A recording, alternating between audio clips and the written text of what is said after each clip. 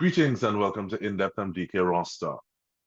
I was looking for people to talk to literally, and I saw a post, and the post started off by saying, "Today I had the honor of defending my dissertation at the University of the West Indies, Faculty of Food and Agriculture, a place that not only shaped my academic lens, but opened its doors and believed in my journey." The post continues, "Naturally, the gentleman thanked his wife, which is a bright thing to do.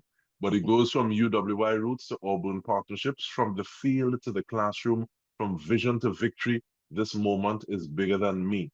Today, I proudly step forward as Dr. Alpha Sennon, PhD, Career and Technical Education, Auburn University." And we're going to get into the whole conversation right after this.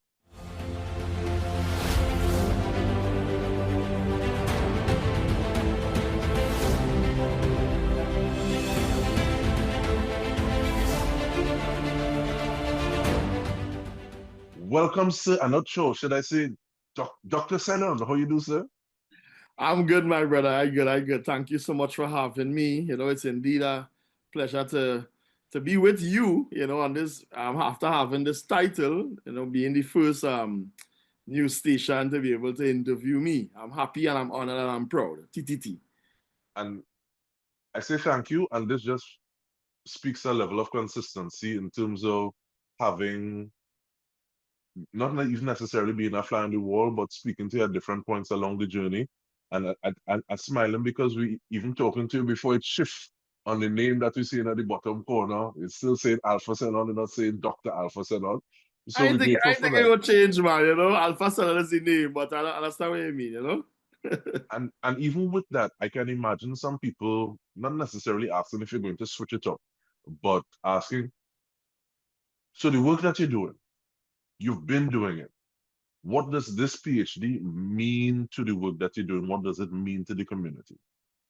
Very good question. I mean, to get to answer that properly, I will actually give a very brief understanding of what my PhD was on so that the audience, the viewers, the listeners will be able to appreciate it.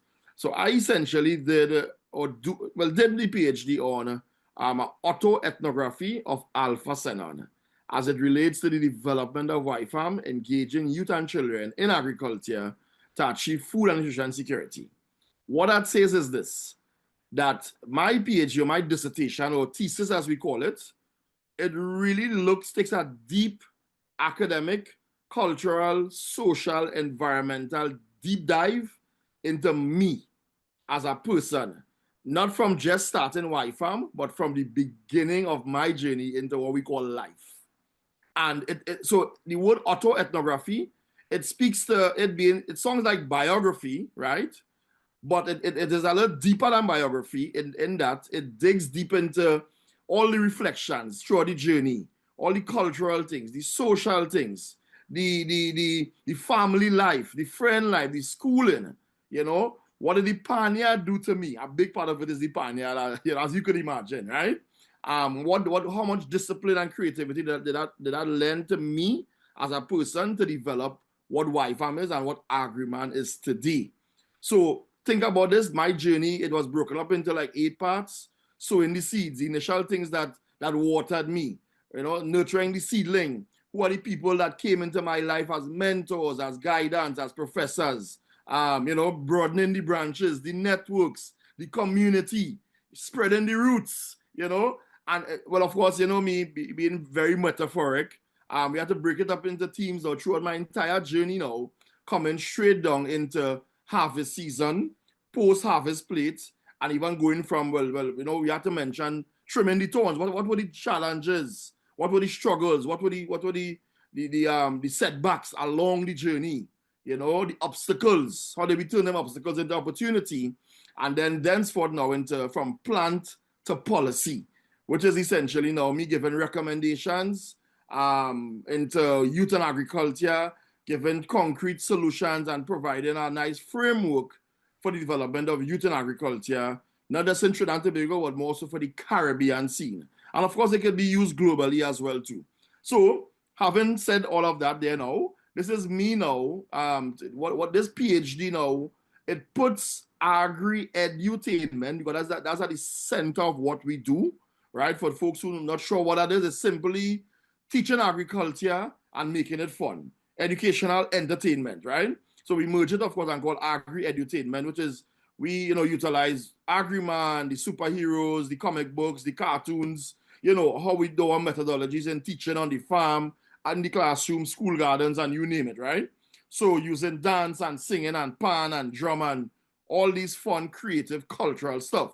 So it's putting agri-edutainment in an academic, supporting way that people across the globe now could now look to Y-Farm as a pioneer, a real pioneer. We've been saying it all the time, but now it is academically pioneering this thing now because an entire PhD has been approved by a very top university, Auburn University in the US in Alabama, that says that, hey, this is deserving of a PhD. Let's look to this now.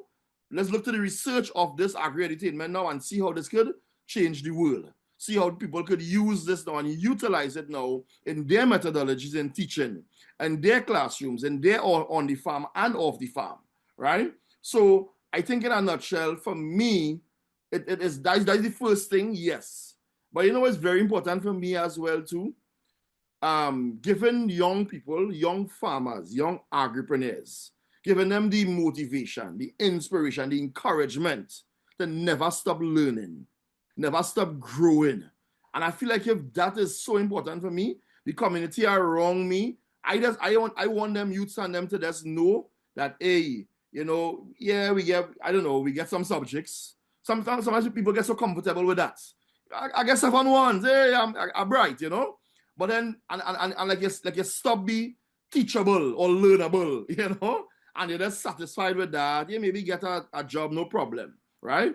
But we have to continue to educate ourselves. And of course, the greater essence of it for young farmers, who have a dream, who have a desire.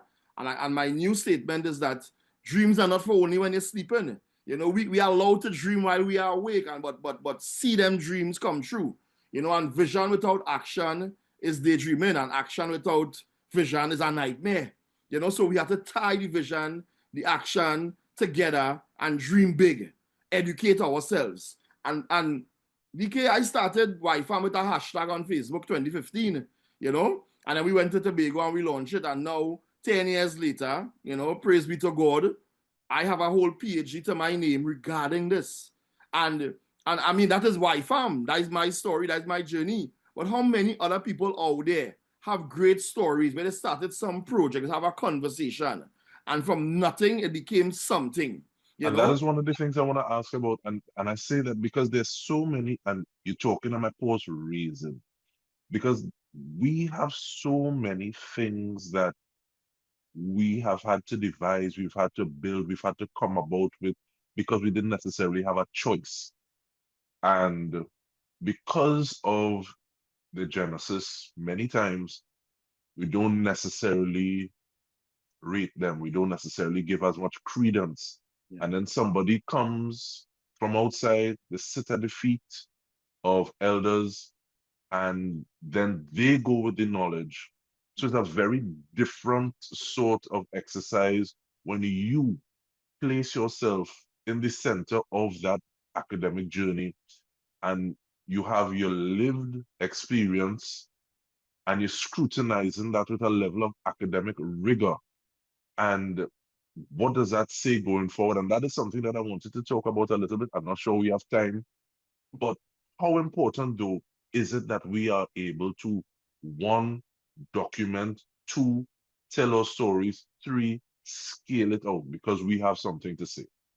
That is absolutely important. To me, if it's not written, almost like if it never happened. You understand? Because how else, if I didn't take up this approach, and I want to say thank you very much to my professor in the University of Auburn University, Professor James Linner, who was able to identify the beauty that lies in the story of Alpha Sennon and Agriman and Y-Farm and etc.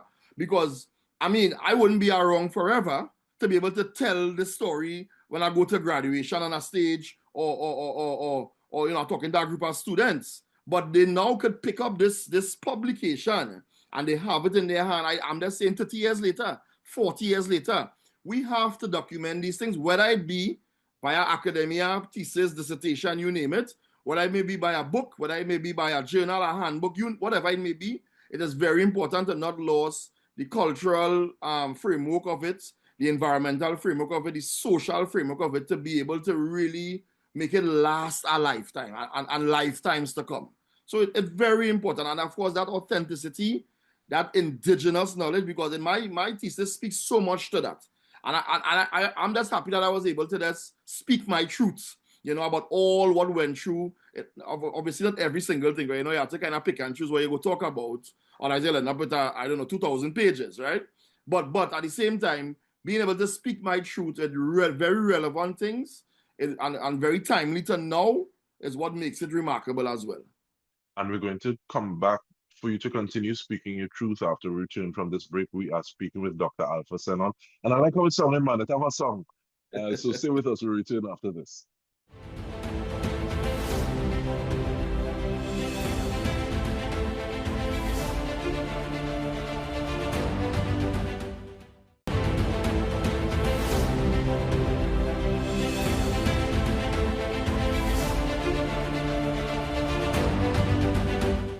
Welcome back. We are speaking with freshly minted Dr. Alpha Sennon, career and technical education coming out of Auburn University. That's the same university that Charles Barkley went to. For slightly different reasons though. But looking at the fact though, that you literally, and the way that you speak is so visual, but growing the next cohort of farm, making them realize that agriculture 5-10 years ago is not necessarily agriculture of 5-10 years coming, and there's that level of cool that is in agriculture, as you would say. What are some of those things that you see in terms of recommendations? Because you would have spoken to recommendations as well, and even if we want to bring it straight down, bear it on Trinidad and Tobago, receiving just more than $1 billion in dollars for the coming fiscal, or for this fiscal that we're in. What are some of the things that you're looking at in terms of infrastructure, agri-tech, youth? Where do you see these things coming in terms of the work that you're doing as well? All right, great question. My top recommendation, I feel like if youth just tend to get leave out in the equation. And I said to myself, well, one of my very strong recommendations is we need to develop a national task force for youth and agripreneurship, right?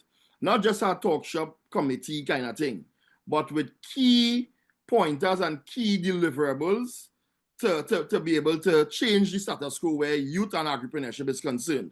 So some of the things now will be such as, of course, we are the usual thing. I mean, forever and ever, we will say we want to change the curriculum, make agriculture, compulsory in schools from primary school level and go up and whatnot. But I think the whole aspect of the curriculum, it definitely needs some revision. And I feel as though my dissertation, it speaks to that as well, too, in terms of how we could make a curriculum for agriculture inclusive to the time that is now, right? So you're talking about not just agriculture, but you're talking about the food systems, which essentially is the value chain from input straight down to, to marketing, to production, to distribution, to retail, to everything that gets food from the farm gate to the man's plate. So we have to teach that so young people could find their space on the agricultural value chain. They could be like, really interested in the farming, but I don't mind the agro-processing. Me like the agro-processing, but I don't mind the distribution and the marketing. And right there is where we need to not have a broken food system. So you're talking about curriculum development. You're talking about making agriculture compulsory. I want every school to have a school garden. And the curriculum, it dictates that. Or the school garden dictates the curriculum and vice versa. So the agri-science projects and programs, they could go right in the school garden and physically do things that is in the curriculum. And so they get a practical experience happening one time. Now, when you're talking now, teenagers or young people, 13 to 35 and whatnot, we must have a very strong agripreneurship program, that encourages these youths to be able to to grow, to be able to, well, training and capacity is number one, right?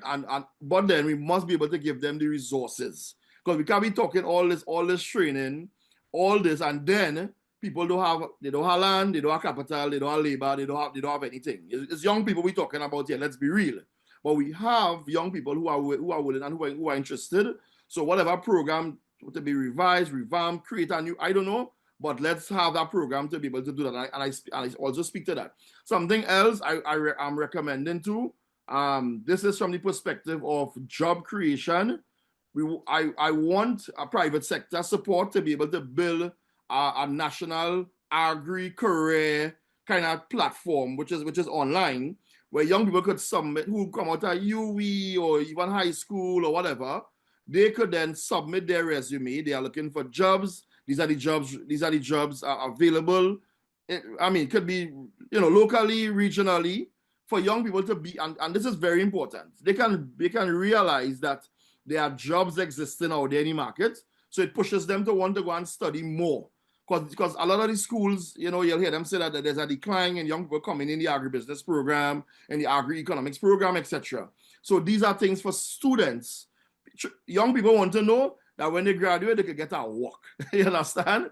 And of course, in some cases, like myself, I think I went to UE that I'll eventually get some job somewhere, but I end up carving my own path.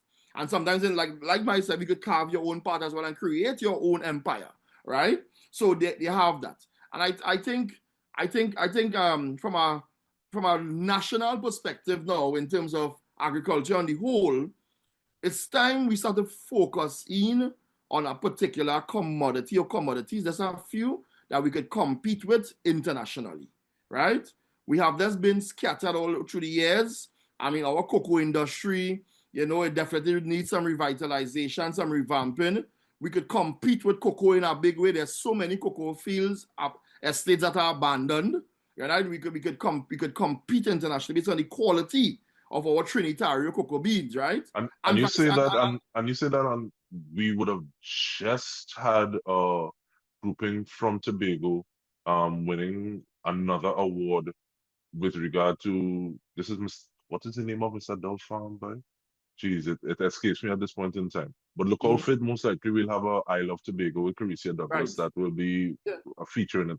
But the fact that you are able to speak to these things and you will let down a path eventually to create your own empire.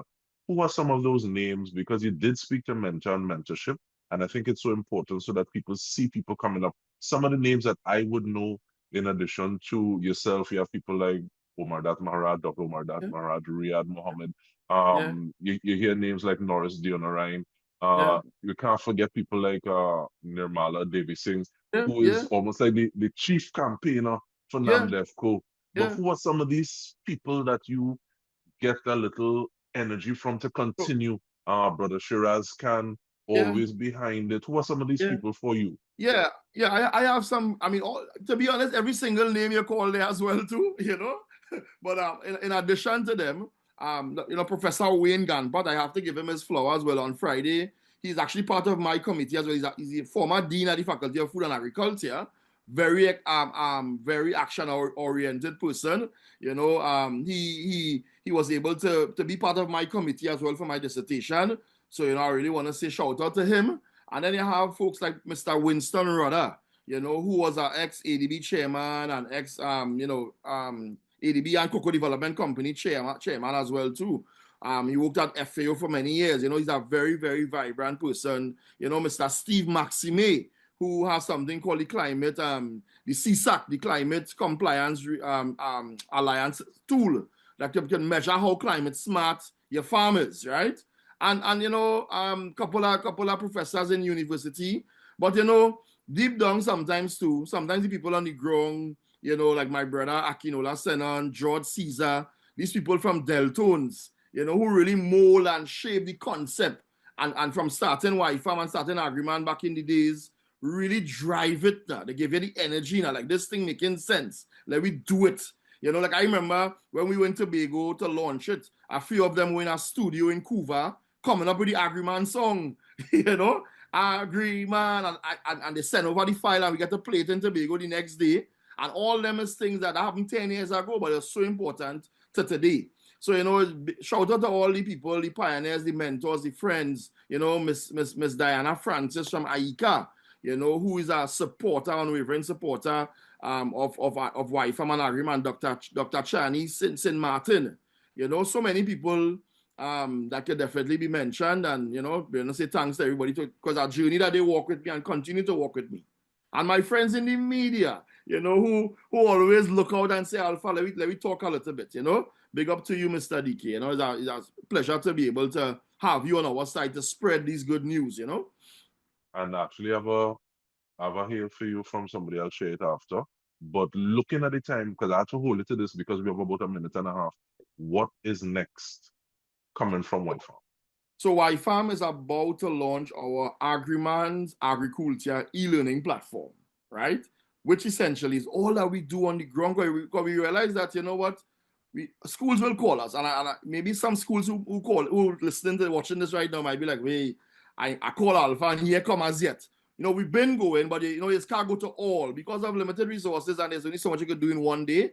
So we said that we have to create a digital online e-learning platform. And of course, I want to say special thanks to NGC, who awarded me 2 years ago with the Above and Beyond title, and they supported us to do this. So we are going to launch this very soon, that all schools could get our educational platforms, curriculum, teaching lessons, our comics, our strips, our cartoons, right by the click of a button using the tablet in school or when they go home or whatnot, So that's one very big thing. We are working on developing an agri-culture hub as well too, which is a physical space that people could come to and see agriculture live and there. Yes, we have the farm. They come and they see that, but we want to make it like it's a building and people could come and they could walk through. And of course, our Agripreneur Incubator Design Lab, where we'll be inviting young people from the community to come and create products, to create products that we could put on the shelf, right? So they get the training, they get the support, they get the machinery, they get the advice on marketing and branding to be able to put it. So a very in-house, in-community-led kind of project. So these are some of the things, and of course, we're still working behind the scenes to one day eventually get our Agriman cartoon series running. We have some Agriman motion comics on YouTube. We are still trying to see which TV station could play it for us. Whether it be throughout the, I don't know, different times throughout the evening or something, that children could tune in and look at it. Yeah, so those are some of the things in the works. Mommy say I word to the wise is sufficient, so we're going to ask some questions on the thing and see if anything will happen. But thank you very much and congratulations once more for the work that you're doing and for the fact that you're not getting on as though you're born big. Sometimes people reach and then you swear they end up there by themselves. But this is not the situation that you find yourself in, and we're grateful for that. Dr. Alpha Sennon, thank you very much. And for everyone tuning into this episode of In Depth with me, Dike Rostant, thank you so much for tuning in.